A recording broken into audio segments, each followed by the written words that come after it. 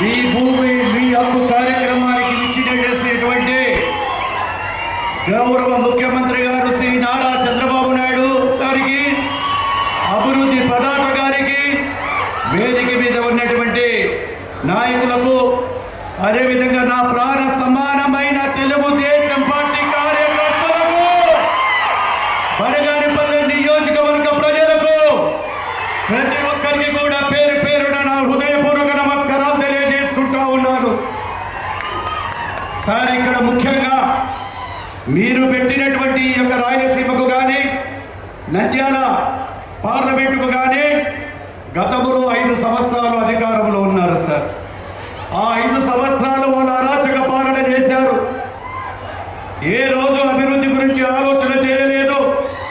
ఈ యొక్క సైకిల్ గుడ్డల పార్టీ ప్రతి ఒక్క అభివృద్ధిలో ఆ రోజు 14 నుంచి 19 వరకు మనం మీరు ఇచ్చినటువంటి అభివృద్ధి మేము చేస్తే ఆ అభివృద్ధిని కూడా మధ్యన ఆపేసి ఆ రోజు అభివృద్ధిని కూడా అడ్డుకోవడం జరిగింది సార్.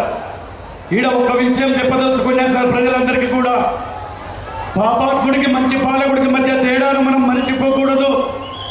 ఫ్రాక్షన్ కాదు ఫ్యాక్టరీలు రావాలి, కచ్చలు కాదు కంపెనీలు రావాలి, వలసలు కాదు వెలుగులు రావాలి.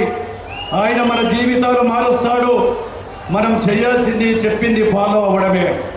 5 ఏళ్ళు సీమకు ద్రోహం చేసినటువంటి ఆ దుర్మార్గులు ఇప్పుడు మాట్లాడుతూ ఉన్నారు. మీరు ఏం చేశారు రాయలసీమకు?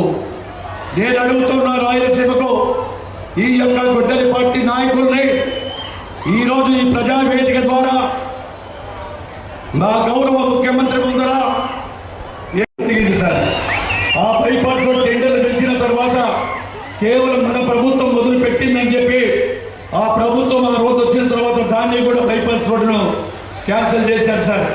మళ్ళీ మీరు మీ దగ్గరికి వచ్చిన అడిగిన వెంటనే మళ్ళీ అదే జీవోనిచ్చి ఈరోజు బనగానపల్లికు ఎన్నో కష్టాలు పడుతూ ఉన్నారు.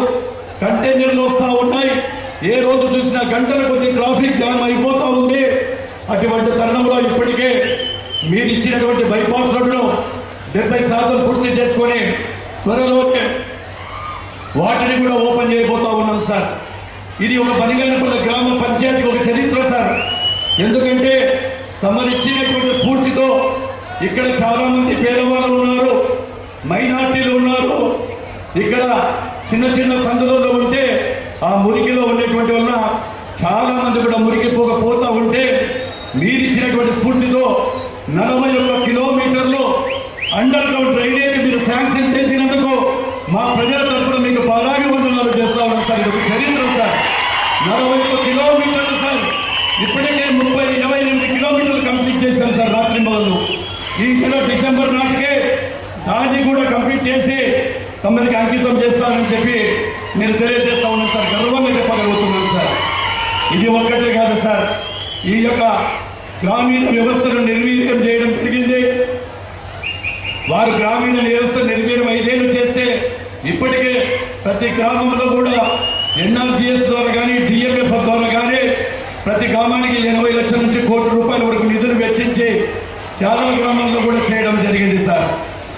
ఈరోజు వైఎస్ఆర్ పార్టీ నాయకులు చెప్తా ఉన్నారు, ఈ చుట్టుపక్కల ప్రాంతంలో తమరు 17వ సంవత్సరంలో ఒకటే సింగిల్ యూనిట్ మీద రామ్కో పరిశ్రమను మాకు ఇచ్చి ఈరోజు వేల మందికి మాకు స్ఫూర్తిదాయకమయ్యారు. ఇదే గొడ్డలి పార్టీ వారు, ఇదే గొడ్డలి పార్టీ నాయకుడు జగన్మోహన్ రెడ్డి గారు ఆ రోజు ఆల్ట్రాటెక్ ఫ్యాక్టరీ వాళ్ళు కట్టాలంటే కమిషన్ల కోసం ఇవ్వాలని చెప్తే ఈరోజు తమరు వచ్చిన తర్వాత ఈ యొక్క ఆల్ట్రాటెక్ ఫ్యాక్టరీకి ఇస్తే అది కూడా తమరి చేతుల మీద 3-4 నెలలలో అది కూడా ఓపెన్ కాబోతుందని గర్వంగా చెప్పగలుగుతా ఉన్నాను సార్. అదేవిధంగా ఈరోజు నియోజకవర్గంలోనే కాదు,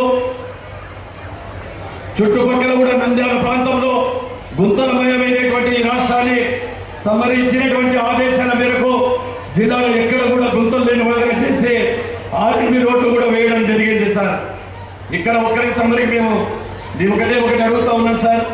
ఎస్ఆర్బిసి 1990లో వేయడం జరిగింది. దాని తర్వాత 1990 తర్వాత కింద కాలువలకు నీళ్లు పోవడం లేదు. అవన్నీ కూడా చాలా ఇబ్బందులు పడుతున్నాం. దయచేసి తమరు అదొక్కటి కూడా మాకు ఈ యొక్క ఎస్ఆర్పిసి కాలం మీద ఆధారపడినటువంటి చాలా 1,25,000 ఎకరాలు వ్యవసాయం మీద ఆధారపడినటువంటి మా నియోజకవర్గ ప్రజలకు మీరు ఈరోజు సాయం చేస్తారని వాగ్దానం చేస్తారని చెప్పని మిమ్మల్ని కోరుకుంటా ఉన్నాను సార్ అని. అదేవిధంగా ఏదైతే బీసీ హాస్టల్కు సంబంధించి తమరే నాకు జీవో ఇచ్చారు సార్. దాదాపుగా 900 మంది విద్యార్థులు 900 మంది విద్యార్థులకు ఇక్కడ వసతి సౌకర్యం లేక ఇబ్బందులు పడుతూ ఉన్నారు. అక్కడ బీసీ హాస్టల్ శాంక్షన్ చేయవలసిందిగా కోరుకుంటూ ఇక్కడికి వచ్చినప్పుడు స్వాగతం పలికిన ప్రతి ఒక్కరికి కూడా చేసి ఈ అడిగినటువంటి 2 కోరికలు తీరుస్తారని నాకు తెలియజేస్తారని చెప్పి కూడా తెలియజేస్తూ ఇక్కడికి వచ్చినందుకు మళ్ళీ మా నియోజకవర్గ ప్రజల తరఫున, కార్యకర్తల తరఫున, జిల్లా ప్రజల తరఫున మరొక్కసారి తమరికి స్వాగతం తెలియజేస్తూ సెలవు తీసుకుంటున్నాను.